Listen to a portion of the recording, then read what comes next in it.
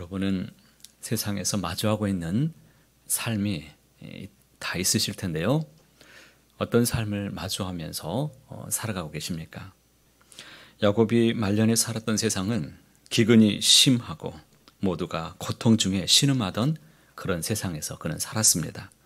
믿는 자도 피할 수 없었던 것이 바로 기근이었고 고난이었습니다.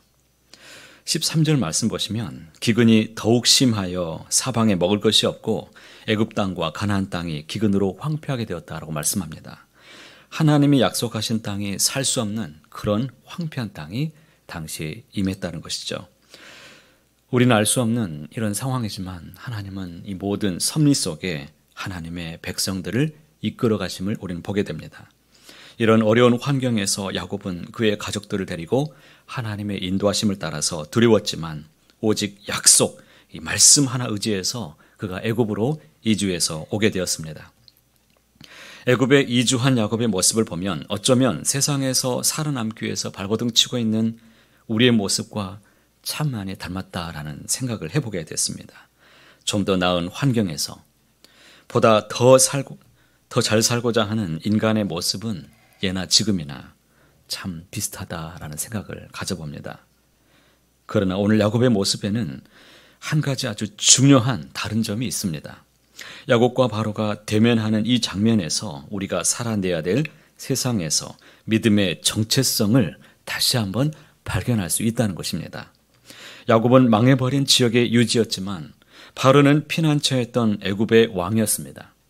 야곱의 가문은 안정적일 수 없는 목자들이었지만 바로가 통치하던 애굽은 나일강을 중심으로 가장 강력했던 그런 나라를 갖고 있었고 안정적인 생활을 할 수 있었던 곳이었습니다.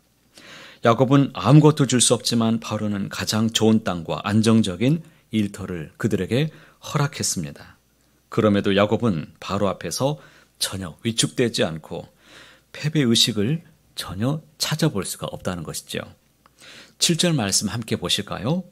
요셉이 자기 아버지 야곱을 인도하여 바로 앞에 서게 하니 야곱이 바로에게 축복하매 10절 말씀도 보십시오. 야곱이 바로에게 축복하고 그 앞에서 나오니라. 이 말씀이 얼마나 놀랍습니까? 야곱이 바로와 만났을 때 야곱이 애굽의 바로를 축복했다라고 말씀합니다. 그는 이렇게 축복했습니다. 그는 축복하는 사람이었습니다.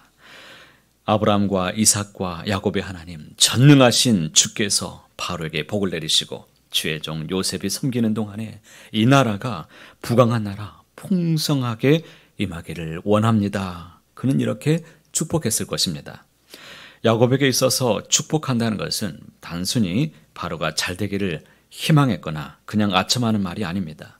이것은 우리에게 주신 하나님의 복이요 특권이요 사명입니다. 하나님이 우리에게 주신 것이 이 축복권입니다.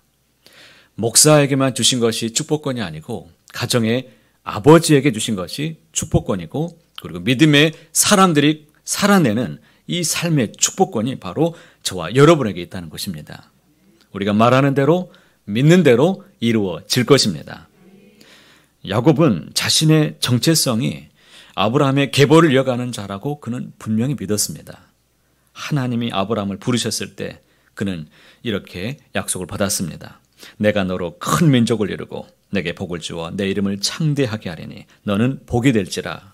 너를 축복하는 자에게는 내가 복을 내리고 너를 저주하는 자에게는 내가 저주하리니 땅의 모든 족속이 너로 말미암아 복을 얻을 것이니라 하신지라. 야곱에게는 이 믿음의 유산이 있었습니다. 그는 이 믿음의 유산을 따르는 믿음의 분명한 하나님 나라의 시선을 가지고 살았다는 것이죠. 우리에게도 하나님 주시는 이 위대한 믿음의 유산이 있습니다.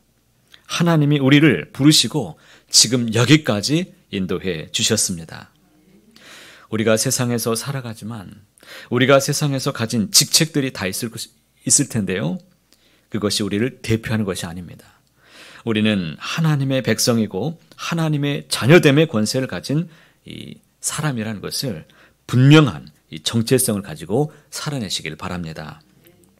야곱이 축복했다는 것은 바로 이 바로 때문에 그가 구사 일생으로 살아남은 것이 아니라 모든 역사를 주관하시는 하나님의 은혜 때문에 내가 살아 있다는 것을 선포한 것입니다. 그는 하나님이 요셉을 먼저 애굽의 복의 근원으로 오게 하셨고 또 그로 말미암아 애굽이 복을 받게 된 것이고 언젠가는 다시 약속의 땅으로 돌아가게 될 것을 그는 분명히 믿었습니다. 사랑하는 성도 여러분, 야곱이 믿었고 붙잡았던 말씀이 무엇이었습니까? 어제 보았던 말씀인데요. 창세기 46장 3절과 4절 말씀을 우리가 소리내어서 함께 읽어보도록 하겠습니다. 하나님이 이르시되 나는 하나님이라 내 아버지의 하나님이니 애굽으로 내려가기를 두려워하지 말라. 내가 거기서 너로 큰 민족을 이루게 하리라. 내가 너와 함께 애굽으로 내려가겠고 반드시 너를 인도하여 다시 올라올 것이며 요셉이 그의 손으로 내 눈을 감기리라 하셨더라. 아멘. 애굽은 어쩌면 하나님이 안전하게 보호하신 인큐베이터와 같은 아주 축복의 땅이었습니다. 그곳에서 하나님의 약속이 이루어지는 것입니다. 생육하고 번성한 복을 누렸습니다. 아브라함의 복이 임했고 그 자손들에게 하나님의 약속이 이어져가는 놀라운 것을 그가 경험했습니다. 야곱에게 있어서 가장 위대한 왕은 세상 군주였던 바로가 아니라 창조주 하나님 그분이셨습니다. 자신은 하나님의 나라의 대사로 바로와 마주하게 되었기 때문에 그가 당당하게 삶을 살았습니다. 많은 사람들이 초라해 보이는 야곱에 대해서 비웃었겠지만 그럼에도 그는 하나님이 자신을 애굽의 복의 근원으로 오게 하신 이유를 분명히 세상 앞에 선포한 것입니다. 야곱에게 이 축복은 물질 만능주의 이 사회 속에서 참된 왕이 누구인가, 내가 믿어야 될 대상이 누구인가, 이것에 대해서 분명하게 선포한 것입니다.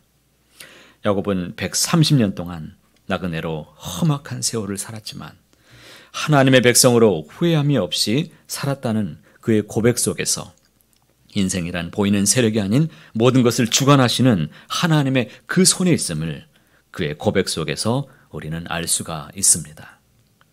야곱은 애굽에서 안정된 이 터전을 가지고 이제 생육하고 번성하게 되었습니다. 그는 총리의 아버지라는 명예를 갖고 있었습니다. 그럼에도 초지일관 믿음의 정체성을 지켜갑니다. 세상은 여전히 기근과 고통 속에 암울하지만 미래가 보여지지 않지만 야곱은 그의 가족을 하나님이 주시는 이 믿음으로 지켜가는 것을 보게 됩니다. 성경이 주목하는 부분이 바로 이 부분이죠. 야곱은 17년 동안 애굽의 문화 속에서 또 살아가지만 하나님이 약속하셨던 약속의 땅을 그가 잊지 않고 자녀들에게 그 신앙을 계속해서 전수해 주고 있습니다. 이것이 야곱이 가진 진정한 사명의 모습이었습니다. 세상의 것은 모두 기근 앞에 말라버리는 것이고 의지할 대상은 오직 하나님뿐이라는 것을 야곱이 보이지 않는 이런 영적인 전쟁이 있었다는 것을 보게 됩니다. 야곱은 요셉에게 유언을 남기죠. 자신의 세상을 떠날 때 약속의 땅에 가서 자신을 장사해달라고 이렇게 분명하게 약속을 하게 합니다. 야곱은 애굽 땅에서 살면서 잠시도 이 약속의 땅을, 이 가나안 땅을 잊지 않았습니다. 그의 소망은 항상 하나님과 함께하는 것이었습니다. 살아도 주를 위해서, 죽어도 주를 위해서 살아가는 것, 이것이 우리의 삶의 목표 또 자리가 되어야 될 줄로 믿습니다. 사랑하는 성도 여러분, 야곱은 세상을 속이는 자였습니다. 그러나 어느덧 세상에 이제는 복을 주는 자로, 그 복을 나누어 주는 자로 이제 이렇게 살아가는 사람이 되었습니다. 오늘 우리도 진정한 복 있는 자로 살아가시기를 주님의 이름으로 축복합니다. 세상에서 하나님 나라의 대사로 당당하게 살아가시길 바랍니다. 주님과 함께 오늘도 믿음으로 걸어내시고 자녀들의 앞날을 책임지실 주님과 함께 동행하는 법을 가르치시길 바랍니다.